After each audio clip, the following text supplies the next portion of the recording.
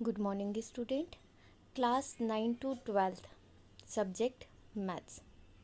आज half yearly examination के लिए जो मार्क्स डिस्ट्रीब्यूशन फिक्स हुआ है, आज उसकी आपको इस वीडियो में डिटेल दी जाएगी। तो आपका जो मैथ्स का पेपर रहेगा 100 मार्क्स का, उसका मार्क्स डिस्ट्रीब्यूशन इस प्रकार है।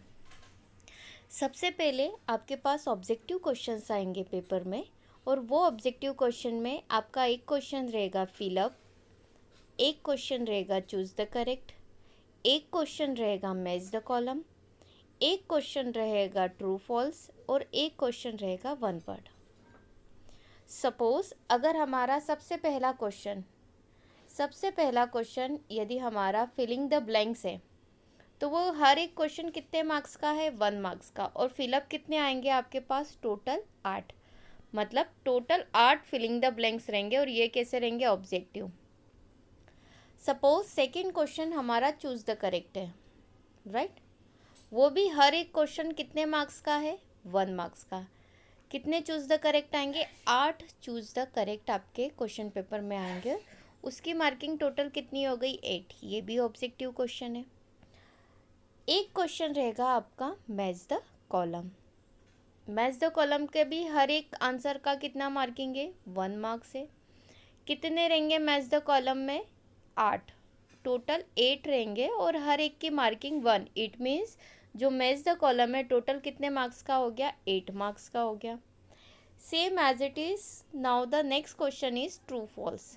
अब ट्रू फॉल्स भी कितने देंगे आपको? टोटल 8। हर एक क्वेश्चन इसका भी 1 मार्क्स का ही रहेगा। इसकी भी मार्किंग कितनी हो गई? 8। एंड वन वर्ड, मतलब गिव आंसर इन 1 वर्ड या फिर 1 सेंटेंसेस, ये भी टोटल कितने रहेंगे? 8। इसकी भी मार्किंग कितनी है? 1। मतलब टोटल कितने हो गए? 8। मतलब 8 5 जा 40, मतलब 40 मार्क्स के तो आपके क्या है? ऑब्जेक्टिव है, राइट? 40 मार्क्स के आपके क्या हो गए? ऑब्जेक्टिव हो गए। अब 40 मार्क्स के ऑब्जेक्टिव के बाद अब क्वेश्चन आपको सॉल्व करना है। तो ये जो मार्किंग दी है, तो 2 मार्क्स के कितने क्वेश्चन आएंगे आपको? 11। 2 मार्क्स के कितने क्वेश्चन आएंगे? 11। इट मीन्स मार्किंग कितनी हो गई? 22। फिर 3 मार्क्स के आपके पास क्वेश्चन आएंगे 6। 6 क्वेश्चन कितने मार्क्स के रहेंगे? 3 मार्क्स के। कितने हो गए मार्किंग? 18। और इसके हर एक क्वेश्चन में चॉइस देंगे, मतलब एक क्वेश्चन दिया उसके और में एक और क्वेश्चन, दो में से कोई एक करना है, राइट? लेकिन 2 मार्क्स वाले क्वेश्चन में कोई चॉइस नहीं, जो क्वेश्चन दिया है वो एज अ कंपलसरी क्वेश्चन है। लेकिन 3 मार्क्स और जो 4 मार्क्स वाले क्वेश्चन है, उसके हर एक क्वेश्चन में आपको चॉइस दी जाएगी। तो 4 मार्क्स के नंबर ऑफ क्वेश्चंस कितने हैं? 5। It means 20। तो इस प्रकार ऑब्जेक्टिव और ये वाली मार्किंग मिला के आपका टोटल पेपर कितना हो गया? 100 मार्क्स का। आई होप सो आपको मार्क्स डिस्ट्रीब्यूशन पता चल गया है कि मैथ्स के पेपर का मार्क्स डिस्ट्रीब्यूशन क्या है। अब आगे मैं आपको बताती हूँ स्पेशली 9th और 10th क्लास के लिए। अब 9th और 10th के स्टूडेंट को पेपर कैसे नोट डाउन करना है स्पेशली, क्योंकि 11th और 12th के बच्चों को तो पता होता है कि पेपर कैसे सॉल्व करना है, लेकिन 9th-10th के बच्चे को पता नहीं कि इतना बड़ा पेपर आपको कैसे सॉल्व करना है। अब जैसे इमेजिन करो कि अगर आपके मैथ्स के पेपर में नंबर ऑफ क्वेश्चंस जो ऑब्जेक्टिव क्वेश्चंस है वो कितने मार्क्स के आ रहे? 40। अब आप सोचो कि अगर उस 40 क्वेश्चंस को ही अगर आपने लिखने में इतना टाइम लगा दिया, तो डेफिनेटली 3 घंटे आपको कम पड़ जाएंगे पेपर में। तो जो ऑब्जेक्टिव क्वेश्चंस है उसके क्वेश्चंस को आपको लिखना ही नहीं है। कैसे? जैसे मैं बताती हूँ। आपने यहाँ पे लिखा क्वेश्चन नंबर फर्स्ट, सपोज आपका फिलअप है, सिर्फ यहाँ पे आपको हेडिंग देना है फिलअप। क्या हेडिंग देनी है? Fill up, right? फिलअप दे दी।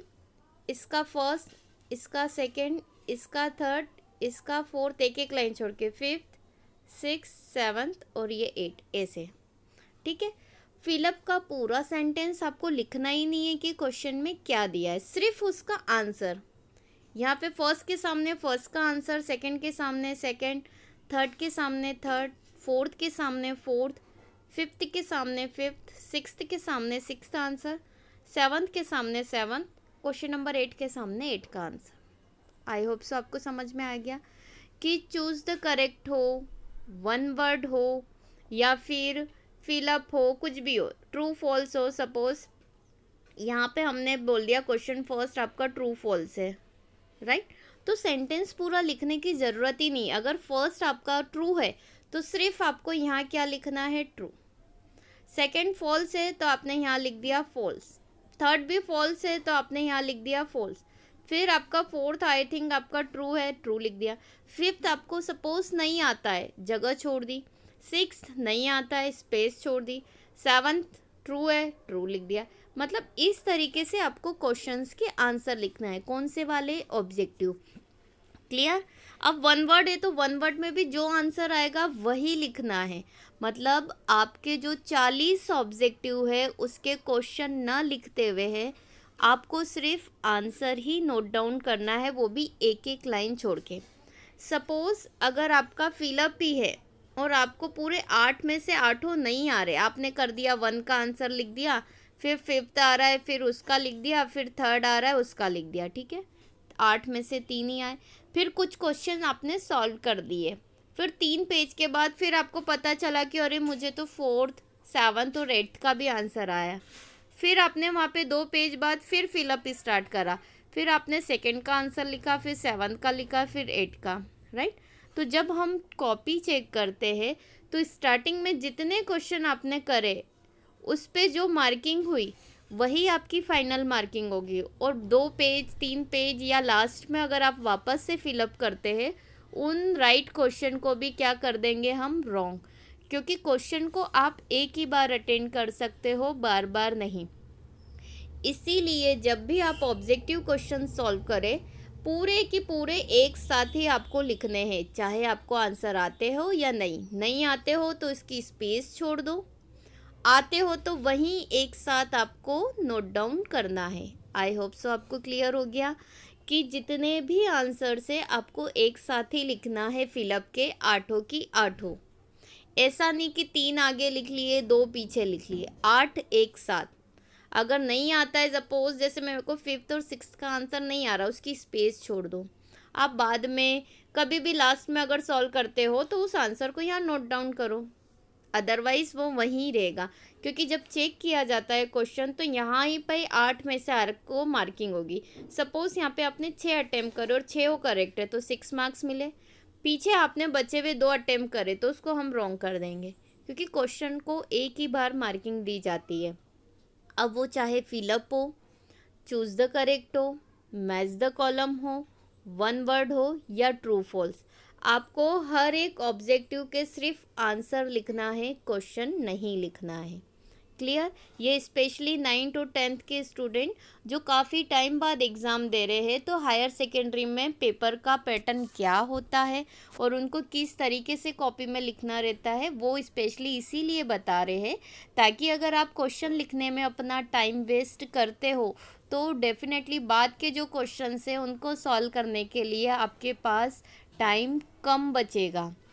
इसीलिए उन 40 ऑब्जेक्टिव के क्वेश्चन ना लिखते हुए सिर्फ क्वेश्चन नंबर की हेडिंग देके 1 2 3 4 5 6 7 8 के सामने सिर्फ उनके आंसर ही लिखना है।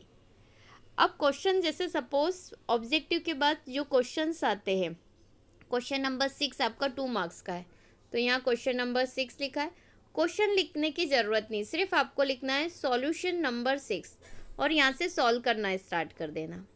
फिर आपने इसमें आगे पीछे कर सकते हो, ऑब्जेक्टिव एक साथ होना चाहिए, लेकिन जो क्वेश्चन नंबर 6 से लेके एंडिंग तक के आपके जो क्वेश्चन है 27 तक, वहाँ पर आप आगे पीछे अटेम्प्ट कर सकते हो। जैसे आपने आंसर सॉल्यूशन नंबर 6 लिखा, फिर आपको आ रहा है कि सॉल्यूशन नंबर मुझे 22 करना है, तो वही क्वेश्चन नंबर डालना जो क्वेश्चन में। ऐसा नहीं कि आपने अटेम्प्ट करा 7 नंबर पे तो आपने 7 डाल दिया। एक्चुअल में अगर पेपर की मार्किंग, पेपर का जो क्वेश्चन नंबर है 22, वही क्वेश्चन लिख के उसको सॉल्व करना। आए क्लियर हो गया? फिर उसके बाद आपको लग रहा है कि मुझे सॉल्यूशन नंबर 13 करना है तो 13 नंबर का करा और वो सॉल्व करा, राइट? तो जो क्वेश्चन नंबर पेपर में दिया है वही क्वेश्चन नंबर आपको कॉपी में नोट डाउन करना है। तो इस तरीके से मैथ्स का प्रॉपर सिस्टमेटिक, सुंदर राइटिंग में and neat and clean work में आपको पेपर देना है।